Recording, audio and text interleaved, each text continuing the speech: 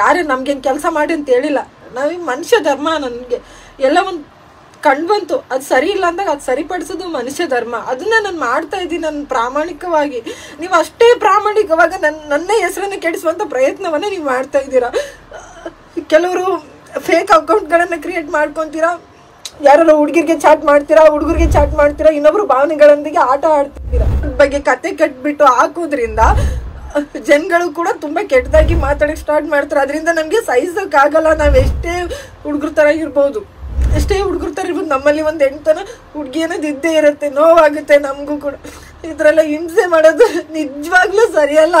ನೋಡಿ ಏನಾದರೂ ಮನಸ್ಸಿಗೆ ತುಂಬ ನೋವು ಮಾಡ್ಕೊಂಡು ನಾವು ಏನಾದರೂ ಆಯಿದ್ರೆ ನೀವು ಇನ್ನೊಂದು ಫ್ಯಾಮ್ಲಿನ ನೀವು ಸಾಕ್ತೀರಾ? ನಿಮಗೆ ಇದಾರ ನಮ್ಮ ಫ್ಯಾಮ್ಲಿ ನೀವು ನೋಡ್ಕೊಂತೀರಾ? ನೀವು ನನ್ನ ಅಕ್ಕ ತಂಗಿ ನನ್ನ ಅಪ್ಪ ಎಲ್ಲರೂ ನೋಡ್ಕೊಂತೀರಾ? ನೀವು ಹೇಳಿ, ನೀವು ನನ್ನ ಅಕ್ಕ ತಂಗಿರ್ನೆಲ್ಲ ನೀವು ನೋಡ್ಕೊಂತೀರಾ? ನೀವು ಹೇಳಿ, ನೀವು ಈ ಥರ ನನ್ನನ್ನು ಯಾಕೆ ನೀವು ಕುಗ್ಗಿಸ್ತೀರಾ? ನನಗೆ ತುಂಬಾ ಮಾನಸಿಕವಾಗಿ ನನಗೆ ಹಿಂಸೆ ಆಗ್ಬಿಟ್ಟಿದೆ. ಫೇಕ್ ಅಕೌಂಟ್ಗಳನ್ನು ಕ್ರಿಯೇಟ್ ಮಾಡ್ತೀರಾ, ಜೀವ ತುಂಬ ಕೆಟ್ಟದಾಗಿ ಎಲ್ಬೇಕಳೆ ನಮ್ಮ ಬಗ್ಗೆ ಇದು ಮಾಡ್ತಿದ್ರೆ. ಅದರಿಂದ ನನಗೆ ತುಂಬ ಪ್ರಾಬ್ಲಮ್ ಆಗ್ತಾಯಿದೆ, ತುಂಬಾ ಪ್ರಾಬ್ಲಮ್ ಆಗ್ತಿದೆ. ಯಾಕೆ ನೀವು ನನ್ನನ್ನು ಅರ್ಥ ಮಾಡ್ಕೊತಿಲ್ಲ? ನಾನು ಈ ಕೆಲಸ ಮಾಡಿದೆ ತಪ್ಪಾಯ್ತಾ? ರೀಸೆಂಟಾಗಿ ನಾನು ಜಿ ಕನ್ನಡ ಮತ್ತು ನ್ಯೂಸ್ 18ಗೆ ನಾನು ಹೋಗಿ ದೊಡ್ಡ ತಪ್ಪಾಗ್ಬಿಡ್ತು ಜೀವನದಲ್ಲಿ. ನನ್ಗೆ ಯಾವತ್ತು ಪ್ರಚಾರ ಬಯಸ್ತಾಳಲ್ಲ, ಯಾವತ್ತು ಎಲ್ಲೋದೋಳಲ್ಲ, ವಿಡಿಯೋಗಳನ್ನು ಹಾಕ್ತೀನಿ. ಯಾಕೆ ಹಾಕ್ತೀನಿ ಅಂದರೆ ಸ್ವಲ್ಪ ಜನಗಳಿಗೆ ಗೊತ್ತಾಗಲಿ ಅಂತಂದ್ಬಿಟ್ಟು ಹೋಗಿ ಬಂದೆ. ತುಂಬ ಕೀಳಾಗಿ ಮಾತಾಡ್ತಿದ್ದೀರ. ಎಷ್ಟು ಪಾಸಿಟಿವ್ ಆಗಿ ಮಾತಾಡ್ತೀರಾ ಅಷ್ಟೇ ನೆಗೆಟಿವ್ ಆಗಿ ಇಲ್ದಿರೋದೆಲ್ಲ ಮಾತಾಡ್ತಿದ್ದೀರಲ್ಲ ನೀವು. ಇರೋದನ್ನ ನೀವು ಮಾತಾಡಿ ಬಂದ್ಬಿಟ್ಟು ನನ್ನ ದೂರ ನೀಡಿ ಬಂದ್ಬಿಟ್ಟು ನೀವು ಹೋಗಿ ನಾನು ಸ್ಪೇಸ್ ಮಾಡ್ತೀನಿ, ನಾನು ರೆಡಿ ಇದ್ದೀನಿ, ಎಲ್ಲದಕ್ಕೂ ನಾನು ದಾಖಲಾತಿಗೆ ನಾನು ಕೊಡ್ತೀನಿ. ಸುಮ್ಮನೆ ಮಾತಾಡಬಾರ್ದು. ಏನೋ ಒಂದು ಮಾಡ್ತಾ ಇದ್ದೀವಿ ಅಂತಾರೆ. ಮನುಷ್ಯ ಎಲ್ಲಿವರೆಗೂ ಸಹಿಸ್ತಾನೆ ಹೇಳಿ?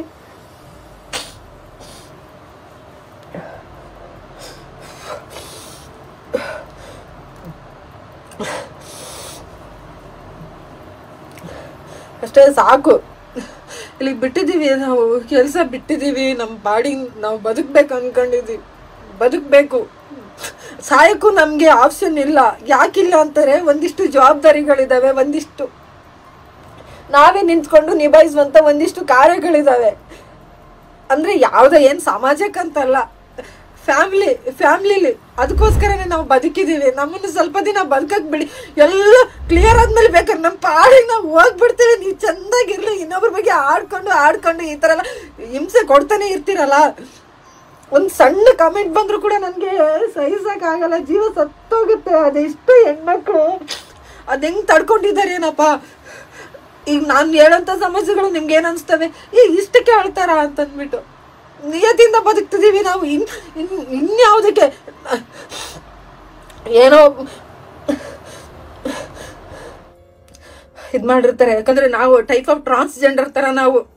ಯಾಕಂದರೆ ನಾವು ಹುಡುಗಿಯಾಗಿ ಹುಟ್ಬಿಟ್ಟು ಹುಡುಗರ ಥರ ಬದುಕಕ್ಕೆ ಕಲಿತೀವಿ. ಹುಡುಗರ ಥರ ಹೆಂಗಿರಬೇಕು, ಹುಡುಗರ ಥರ ಹೆಂಗೆ ಬದುಕಬೇಕು, ಹುಡುಗರ ಥರ ಸಮಾಜದಲ್ಲಿ ಯಾವ ಥರ ಇರಬೇಕು, ಹುಡುಗರ ಥರ ಸಂಸಾರವನ್ನು ಹೇಗೆ ತೂಗಿಸ್ಬೇಕು ಅಂತಂದ್ಬಿಟ್ಟು ಎಷ್ಟೋ ಜನ ಹುಡುಗಿರು ನಾವು ಬೇರೊಂದು ಥರ ಬದುಕ್ತಾ ಇದ್ದೀವಿ. ನಾವು ಒಂಥರ ಹಾಗೇನೆ ನಾವು ಹುಡುಗಿ ಥರ ಹುಟ್ಬಿಟ್ಟು ಹುಡುಗರ ಥರ ನಾವು ಚೇಂಜ್ ಆಗ್ತಾ ಹೋಗ್ತೀವಿ. ಯಾಕಂದರೆ ಒಂದಿಷ್ಟು ಕಷ್ಟ ಕಾರ್ಪಣ್ಯಗಳನ್ನು ನಾವು ಡೈರೆಕ್ಟಾಗಿ ನೋಡಿರ್ತೀವಿ. ನಮಗೇನು ವಯಸ್ಸು ದೊಡ್ಡದಿಲ್ಲ, ನಮಗೂ ಕಷ್ಟ ನಷ್ಟಗಳು ಸಾವಿರ ಇದ್ದಾವೆ. ಅದರಲ್ಲಿ ನೀವೊಂದು ಕೆಟ್ಟ ಕಮೆಂಟ್ ಹಾಕೋದ್ರಿಂದ, ಕೆಟ್ಟದಾಗಿ ನಮ್ಮನ್ನು ಬಿಂಬಿಸೋದ್ರಿಂದ, ಕೆಟ್ಟದಾಗಿ ನಮ್ಮನ್ನು ಟ್ರೋಲ್ ಮಾಡೋದ್ರಿಂದ ನಿಮ್ಗೇನು ಇದಾಗಲ್ಲ. 4 ಜನ ನಮ್ಮನ್ನು ನೋಡ್ಕೊಂಡು ಅಯ್ಯೋ ಅವಳಿಗೆ ಅಷ್ಟು ಒಳ್ಳೆ ಹೆಸರೈತಾ ಅಲ್ಲಿ ನೋಡು ಅಂತಂದ್ಬಿಟ್ಟು ಏನು ಆಡ್ಕೊಂಡ್ಬಿಟ್ಟು ಒಂಚೂರು ನಗ್ತಾರಷ್ಟೇ. ಅದು ಬಿಟ್ಟರೆ ಇನ್ನೇನು ಸಿಗಲ್ಲ ನಿಮಗೆ. ಅಷ್ಟೇ. ಮನುಷ್ಯ ಜೀವ ಯಾವಾಗ ಹೋಗುತ್ತೆ ಗೊತ್ತಿಲ್ಲ. ಎಲ್ಲರೂ ಒಂದಿನ ಸಾಯ್ತಾರೆ, ನಾನು ಸಾಯ್ತೀನಿ, ನೀವು ಸಾಯ್ತೀರಾ. ಆದರೆ ಯಾಕೆ ಇನ್ನೊಬ್ಬರಿಗೆ ಈ ಥರ ಕಷ್ಟಗಳನ್ನು ಕೊಡ್ತೀರಾ? ನಾವು ಯಾರಿಗೂ ಕಷ್ಟ ಕೊಟ್ಟಿಲ್ಲ. ನಾವು ನಮ್ಮ ಪಾಡಿಗೆ ನಾವು ಬದುಕ್ತಾ ಇದ್ದೀವಿ. ಏನೋ ಮಾಡ್ಬೇಕಂತ ನಾವು ಬಂದಿಲ್ಲ. ಸಮಾಜದಲ್ಲಿ ಹೆಸರು ಇಟ್ಸ್ಕೋಬೇಕು, ನೇಮ್ ಕ್ರಿಯೇಟ್ ಮಾಡ್ಕೋಬೇಕು, ಅದೆಲ್ಲ ಎಂತ ಇಲ್ಲ ನಮ್ಮ ತಲೆಯಲ್ಲಿ ಇರೋದು ಒಂದೇ, ಚೆನ್ನಾಗಿ ಬದುಕಬೇಕು. ನಾವೊಬ್ಬ ಈ ದೇಶಕ್ಕೆ, ಈ ರಾಜ್ಯಕ್ಕೆ ಒಂದೊಳ್ಳೆ ಉತ್ತಮ ಪ್ರಜೆಯಾಗಿ, ಉತ್ತಮ ನಾಗರಿಕಳಾಗಿ ಬದುಕ್ಬೇಕನ್ನೋ ನನ್ನ ತಲೆಯಲ್ಲಿ ಅಷ್ಟೇ ಇರೋದು. ನಿಮ್ ಯಾರಿಗೂ ನಾನು ಮೋಸ ಮಾಡಿಲ್ಲ. ಹಂಗೂ ನನ್ನಿಂದ ತಪ್ಪಾಗಿದೆ, ನನ್ನಿಂದ ಯಾರಿಗಾದ್ರೂ ಪ್ರಾಬ್ಲಮ್ ಆಗಿದೆ ಅಂತಾರೆ ದೂರ ನೀಡಿ, ನೀವು ದೂರ ನೀಡಬೇಕು. ಅದು ಬಿಟ್ಬಿಟ್ಟು ಪದೇ ಪದೇ ನಮ್ಮ ಜೀವನದಲ್ಲಿ ಈ ಒಂದು ಸೋಷಿಯಲ್ ಮೀಡಿಯಾವನ್ನು ಇದರಿಂದ ಬಂದ್ಬಿಟ್ಟು ನಮ್ಗೆ ಕಾಡ್ಬೇಡಿ. ನೀವು ಅನ್ಬೋದು ಸೋಷಿಯಲ್ ಮೀಡಿಯಾನ ಬಿಟ್ಬಿಡಿ, ನಿಮ್ ಪಾಡಿಗೆ ನೀವು ಅದು ಮಾಡಿ ಇದು ಮಾಡಿ ಅಂತಂದ್ಬಿಟ್ಟು. ಅದ್ರ ಬಗ್ಗೆ ನಮ್ಗೆ ಗಮನ ಇದೆ. ಯಾಕಂದ್ರೆ ಒಂದಿಷ್ಟು ಅವೇರ್ನೆಸ್ ಪ್ರೋಗ್ರಾಮ್ಸ್ ಅಂತ ನಾವು ಮಾಡಿದೀವಿ, ಅವು ಎಲ್ಲಿ ಕಳೆದೋಗ್ಬಿಡ್ತವೆ, ಮುಚ್ಚಿ ಹೋಗ್ಬಿಡ್ತವೆ ಅಂತಂದ್ಬಿಟ್ಟೆ ನಾವು ಸೇವೆ ಮಾಡಿದೀವಪ್ಪ, ಮಾಡಿಲ್ಲ ಅಂತಲ್ಲ, ತುಂಬಾ ಕಷ್ಟಪಟ್ಟಿದೀವಿ. ನೀವು ಪಬ್ಲಿಸಿಟಿಗಾಗಿ ಏನೋ ಒಂದು ಹೀರೋಯಿನ್ ಆಗ್ಬೇಕು ಅವೆಲ್ಲ ಇಲ್ಲ. ಬರೀ ಬಿಸಿಲಲ್ಲಿ ಕೆಲಸ ಮಾಡಿ ನಿಮ್ಮ ಅಕ್ಕ ಹೆಂಗಿರುತ್ತೆ ಗೊತ್ತಾಗುತ್ತೆ, ನಿಮ್ಮ ಅಕ್ಕ ಹೆಂಗಾಗುತ್ತೆ ಗೊತ್ತಾಗುತ್ತೆ ನಿಮ್ಗೆ. ಬರ್ರಿ ಒಂದೊಂದು ಶಾಲೆಯಲ್ಲಿ ಉಳ್ಕೊಳ್ಳಿ ನೀವು. ಗಂಡ್ ಮಕ್ಳು ಅನ್ನಲ್ಲ, ಹೆಣ್ಮಕ್ಳು ಅನ್ನಲ್ಲ, ಸುಮಾರು ಜನ ಹೆಣ್ಮಕ್ಳು ಕೂಡ ಬಂದ್ರು ನನ್ನ ಹತ್ರ ವರ್ಕಿಗೆ ಅಂತ. 2-3 ದಿನದಲ್ಲಿ ಅಕ್ಕ ಬ್ಲಾಕ್ ಆಗ್ತೀನಿ, ಅಕ್ಕ ಸ್ಕಿನ್ ಟ್ಯಾನ್ ಆಗುತ್ತೆ, ಅಕ್ಕ ಏರ್ ಫಾಲ್ ಆಗುತ್ತೆ, ಅಕ್ಕ ವಾಶ್ರೂಮ್ಸ್ ಇರಲ್ಲ, ಟಾಯ್ಲೆಟ್ಸ್ ಇರಲ್ಲ, ಲೇಡೀಸ್ ಪ್ರಾಬ್ಲಮ್ ಆದಾಗೆಲ್ಲ ಇವೆಲ್ಲ ಹೆಂಗಕ್ಕ ಅಂತಂದ್ಬಿಟ್ಟಲ್ಲ ಸುಮಾರು ಅನ್ಕೊಂಡು ಹೋಗಿದ್ದಾರೆ. ನಮ್ಗೇನಿದ್ರಲ್ಲ ಏನು ಸುಖ ಇಲ್ಲ, ಮಾಡಿದೀವಿ ಏನೋ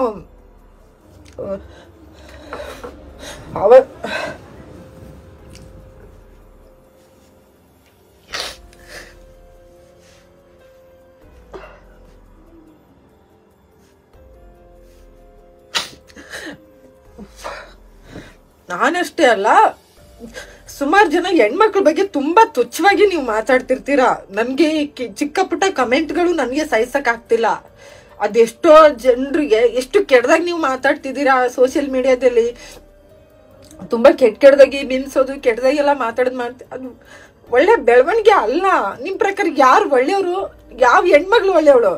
ಹಾಗಾದ್ರೆ ನಿಮ್ಗೆ ನಾವು ಕೆಟ್ಟವ್ರು. ಹಂಗಾರೆ ನಿಮ್ಮ ಅಕ್ಕ ತಂಗಿರು ನಮ್ಮ ಅಣ್ಣ ತಮ್ಮರಿಗೂ ಕೆಟ್ಟವ್ರು ತಾನೆ. ಒಂದ್ ಹೆಣ್ಮಕ್ಳು ಏನೋ ಒಂದು ಹುಡುಗರ ತರ ಬದುಕ್ತಾರೆ, ಹುಡುಗರ ತರ ಇರ್ತಾರೆ ಅಂತಂದ್ರೆ ಅದೇ ಅವ್ರೇನ್ ಸೋಕಿ ಅಂತ ಇರೋದಿಲ್ಲ. ನಮಗೂ ಆಸೆಗಳಿದಾವೆ, ಕನ್ಸುಗಳಿದಾವೆ, ಏನೋ ಮಾಡ್ಬೇಕು ಅಂತ. ಎಷ್ಟೋ ಸಾರಿ ಈಗ್ಲೂ ನಮ್ಗೂ ಓದೋ ಹಂಬಲ ಇದೆ, ದುಡಿಯೋ ಹಂಬಲ ಇದೆ, ಎಲ್ಲಾನು ಇದೆ.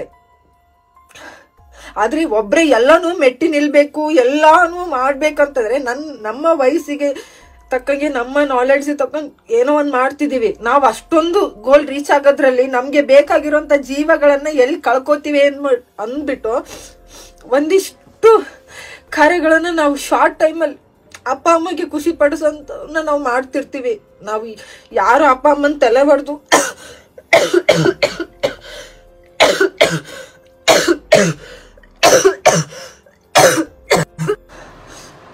ಅಷ್ಟು ಅಪರಿಚಿತ ವ್ಯಕ್ತಿಗಳು ಕೂಡ ನೀವು ನಮ್ಮ ಜೀವನದಲ್ಲಿ ಬಂದ್ಬಿಟ್ಟು ಆಟ ಆಡ್ತಿದಾರ. ಕೆಲವರು ಬಂದ್ಬಿಟ್ಟು ನಮ್ಮ ಜೀವನ ಶೈಲಿ ಬಗ್ಗೆ, ನಮ್ಮ ಬಗ್ಗೆ ನಮ್ಗೆಲ್ಲ ಹೇಳಕ್ ಬರ್ತೀರಾ. ನಿಮ್ಗೆ ಯಾವ ನೈತಿಕತೆ ಇದೆ ಅಂತಂದ್ಬಿಟ್ಟು ನಮ್ಮ ಬಗ್ಗೆ ನೀವು ಮಾತಾಡ್ತೀರಾ? ನಿಮ್ಗೆ ಯಾವ ನೈತಿಕತೆ ಇದೆ? ನಿಮ್ಗೆ ಯಾವ ಅರ್ಹತೆ ಇದೆ ನಮ್ಮ ಬಗ್ಗೆ ಮಾತಾಡಕ್ಕೆ? ನೀವು ಮಾಡಿದೀರಾ? ನಾನು ಕೆಲಸ ಮಾಡಿದ್ದೀನಿ ಅಂತ ನಾನು ಜಂಬ ಕೊಚ್ಕೊಂತಿಲ್ಲ, ನೋವಾಗುತ್ತೆ ನಮ್ಗೆ. ನನ್ನ ಜೊತೆ ಒಂದಿಷ್ಟು ಹುಡುಗರೆಲ್ಲ ಬಂದ್ಬಿಟ್ಟು ಕಷ್ಟಪಟ್ಟಿದ್ದಾರೆ, ಬೆಳಗ್ಗಿಂದ ಸಂಜೆವರೆಗೂ ನೈಟ್ ಎಲ್ಲ ವರ್ಕ್ ಮಾಡಿದೀವಿ, ಅನಾರೋಗ್ಯ ಕೂಡ ತುತ್ತಾಗಿದ್ದೀವಿ. ನಮ್ಮನ್ನ ನಾವು ಅಷ್ಟೊಂದು ಸಫರ್ ಆಗಿದ್ದೀವಿ. ನೀವು ಅನ್ಬೋದು ಯಾಕವ ಇಷ್ಟು ಕಷ್ಟಪಟ್ಟು ಮಾಡೋದು ಏನ್ ನಿಂತ್ಕೊಂಡಿತ್ತು ಅಂತಂದ್ಬಿಟ್ಟು. ಎಲ್ರು ಹೀಗೆ ಅಂದ್ರೆ ಹೇಗೆ? ಒಂದಿಷ್ಟು ಸಮಾಜದಲ್ಲಿ ನಮ್ದು ಒಂದು ಪಾತ್ರ ಇದೆ, ನಾವು ಒಂದು ಏನಾದ್ರು ಬದಲಾವಣೆ ತರಂತ ಪಾತ್ರ ನಮ್ದು ಒಂದ್ ಇರ್ಲಿ ಅಂತ ಮಾಡತ್ತಪ್ಪ. ಈ ತರ ಎಲ್ಲ ಮಾಡ್ಬಿಟ್ರೆ ಎಷ್ಟೋ ಜನ ಹುಡುಗಿರು ಸಮಾಜದಲ್ಲಿ ಬದುಕ್ಬೇಕು, ಏನೋ ಒಂದ್ ಮಾಡ್ಬೇಕು ಕೆಲಸ ಕಾರ್ಯಗಳಂತಂದ್ರೆ ಯಾರು ಮುಂದೆ ಬರಲ್ಲ. ಮುಂದೆ ಬರಕ್ ಸಾಧ್ಯನೇ ಇಲ್ಲ. ನೀವೆಲ್ಲ ಈ ತರ ಮಾಡ್ಬಿಟ್ಟು ಅವ್ರನ್ನ ಕುಗ್ಗಿಸುವಂತ ಪ್ರಯತ್ನ. ಮೊದ್ಲು ಹೋರಾಟಕ್ಕೆ ಎಲ್ಲ ಹೋಗ್ತಿದ್ದೆ ನಾನು. ಹೋರಾಟಕ್ಕೆ ಹೋದಾಗ ಅವಾಗ್ಲೂ ಕುಗ್ಗಿಸುವಂತ ಕೆಲ್ಸಗಳು ಒಂದಿಷ್ಟು ನಡೆದ್ವು. ಹಂಗೆ ಹಿಂಗೆ ಹೋರಾಟ ಮಾಡ್ಬಿಟ್ರೆ ಅದಾಗುತ್ತಾ ಇದಾಗುತ್ತಾ ಅಂತಂದ್ಬಿಟ್ಟು, ಬೇಡಪ್ಪ ಮುಚ್ಕೊಂಡು ಕೆಲಸ ಮಾಡೋಣ ನಮ್ಮ ಪಾಡಿಗೆ ನಾವು. ಯಾರೇ ನಮ್ಗೆ ಕೆಲಸ ಮಾಡಿ ಅಂತ ಹೇಳಿಲ್ಲ. ನಾವೀಗ ಮನುಷ್ಯ ಧರ್ಮ. ನನಗೆ ಎಲ್ಲ ಒಂದು ಕಂಡ್ಬಂತು, ಅದು ಸರಿ ಇಲ್ಲ ಅಂದಾಗ ಅದು ಸರಿಪಡಿಸೋದು ಮನುಷ್ಯ ಧರ್ಮ. ಅದನ್ನ ನಾನು ಮಾಡ್ತಾ ಇದ್ದೀನಿ ನನ್ನ ಪ್ರಾಮಾಣಿಕವಾಗಿ. ನೀವು ಅಷ್ಟೇ ಪ್ರಾಮಾಣಿಕವಾಗಿ ನನ್ನ ಹೆಸರನ್ನು ಕೆಡಿಸುವಂತ ಪ್ರಯತ್ನವನ್ನ ನೀವು ಮಾಡ್ತಾ ಇದ್ದೀರಾ. ಕೆಲವರು ಫೇಕ್ ಅಕೌಂಟ್ಗಳನ್ನ ಕ್ರಿಯೇಟ್ ಮಾಡ್ಕೊಂತೀರಾ. ಯಾರು ಹುಡುಗಿರ್ಗೆ ಚಾಟ್ ಮಾಡ್ತೀರಾ, ಹುಡುಗರಿಗೆ ಚಾಟ್ ಮಾಡ್ತೀರಾ, ಇನ್ನೊಬ್ರು ಭಾವನೆಗಳೊಂದಿಗೆ ಆಟ ಆಡ್ತೀರಾ. ಬಗ್ಗೆ ಕತೆ ಕಟ್ಬಿಟ್ಟು ಹಾಕೋದ್ರಿಂದ ಜನಗಳು ಕೂಡ ತುಂಬಾ ಕೆಟ್ಟದಾಗಿ ಮಾತಾಡಕ್ ಸ್ಟಾರ್ಟ್ ಮಾಡ್ತಾರೆ. ಅದರಿಂದ ನಮ್ಗೆ ಸಹಿಸಕ್ಕಾಗಲ್ಲ. ನಾವ್ ಎಷ್ಟೇ ಹುಡುಗರ ತರ ಇರ್ಬೋದು, ಎಷ್ಟೇ ಹುಡುಗರ ತರ ಇರ್ಬೋದು, ನಮ್ಮಲ್ಲಿ ಒಂದ್ ಹೆಣ್ತನ ಹುಡುಗಿ ಅನ್ನೋದು ಇದ್ದೇ ಇರುತ್ತೆ. ನೋವಾಗುತ್ತೆ ನಮಗೂ ಕೂಡ. ಇದ್ರೆಲ್ಲ ಹಿಂಸೆ ಮಾಡೋದು ನಿಜವಾಗ್ಲೂ ಸರಿಯಲ್ಲ. ನಾಳೆ ಏನಾದ್ರು ಮನ್ಸಿಗೆ ತುಂಬಾ ನೋವು ಮಾಡ್ಕೊಂಡು ನಾವ್ ಏನಾದ್ರು ಆಯ್ದ್ರೆ ನೀವ್ ಇನ್ನೊಂದ್ ಫ್ಯಾಮಿಲಿನ ಸಾಕ್ತೀರಾ? ನಿಮ್ಗೆ ನಮ್ ಫ್ಯಾಮಿಲಿ ನೀವು ನೋಡ್ಕೊಂತೀರಾ? ನನ್ನ ಅಕ್ಕ ತಂಗಿ ನನ್ನ ಅಪ್ಪ ಎಲ್ಲರೂ ನೋಡ್ಕೊಂತೀರಾ? ಹೇಳಿ, ನನ್ನ ಅಕ್ಕ ತಂಗಿರ್ನೆಲ್ಲ ನೋಡ್ಕೊಂತೀರಾ? ಹೇಳಿ, ಈ ತರ ನನ್ನನ್ನು ಯಾಕೆ ಕುಗ್ಗಿಸ್ತೀರಾ? ನನ್ಗೆ ತುಂಬಾನೇ ಮಾನಸಿಕವಾಗಿ ನನ್ಗೆ ಹಿಂಸೆ ಆಗ್ಬಿಟ್ಟಿದೆ. ಫೇಕ್ ಅಕೌಂಟ್ಗಳನ್ನ ಕ್ರಿಯೇಟ್ ಮಾಡ್ತೀರಾ. ಜೀವ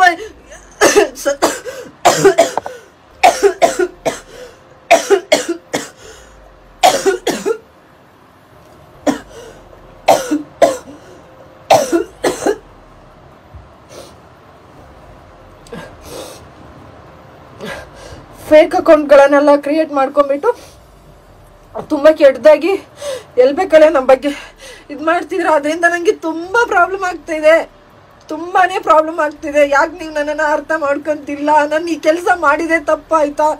ರೀಸೆಂಟ್ ಆಗಿ ನಾನು ಜಿ ಕನ್ನಡ ಮತ್ತೆ ನ್ಯೂಸ್ 18ಗೆ ನಾನು ಹೋಗಿ ದೊಡ್ಡ ತಪ್ಪಾಗ್ಬಿಡ್ತು ಜೀವನದಲ್ಲಿ.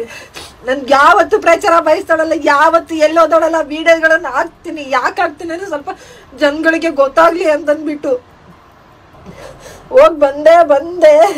ತುಂಬಾ ಕೀಳಾಗಿ ಮಾತಾಡ್ತಿದ್ದೀರಾ. ಎಷ್ಟು ಪಾಸಿಟಿವ್ ಆಗಿ ಮಾತಾಡ್ತೀರಾ, ಅಷ್ಟೇ ನೆಗೆಟಿವ್ ಆಗಿ ಇಲ್ದಿರೋದೆಲ್ಲ ಮಾತಾಡ್ತಿದ್ದೀರಲ್ಲ ನೀವು. ಇರೋದನ್ನ ನೀವು ಮಾತಾಡಿ ಬಂದ್ಬಿಟ್ಟು ನನ್ನ ದೂರ ನೀಡಿ ಬಂದ್ಬಿಟ್ಟು ನೀವು ಹೋಗಿ ನಾನು ಸ್ಪೇಸ್ ಮಾಡ್ತೀನಿ, ನಾನು ರೆಡಿ ಇದ್ದೀನಿ, ಎಲ್ಲದಕ್ಕೂ ನಾನು ದಾಖಲಾತಿಗೆ ನಾನು ಕೊಡ್ತೀನಿ. ಸುಮ್ಮನೆ ಮಾತಾಡ್ಬಾರ್ದು. ಏನೋ ಒಂದು ಮಾಡ್ತಾ ಇದೀವಿ ಅಂತಾರೆ. ಮನುಷ್ಯ ಎಲ್ಲಿವರೆಗೂ ಸಹಿಸ್ತಾನೆ ಹೇಳಿ?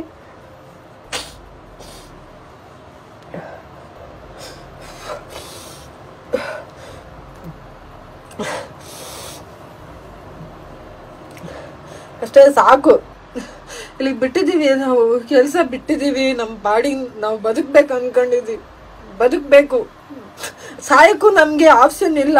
ಯಾಕಿಲ್ಲ ಅಂತಾರೆ, ಒಂದಿಷ್ಟು ಜವಾಬ್ದಾರಿಗಳಿದಾವೆ, ಒಂದಿಷ್ಟು ನಾವೇ ನಿಂತ್ಕೊಂಡು ನಿಭಾಯಿಸುವಂತ ಒಂದಿಷ್ಟು ಕಾರ್ಯಗಳಿದಾವೆ. ಅಂದ್ರೆ ಯಾವ್ದೋ ಏನ್ ಸಮಾಜಕ್ಕಂತಲ್ಲ, ಫ್ಯಾಮಿಲಿಲಿ ಅದಕ್ಕೋಸ್ಕರನೇ ನಾವು ಬದುಕಿದೀವಿ. ನಮ್ಮನ್ನು ಸ್ವಲ್ಪ ದಿನ ಬದುಕಕ್ ಬಿಡಿ.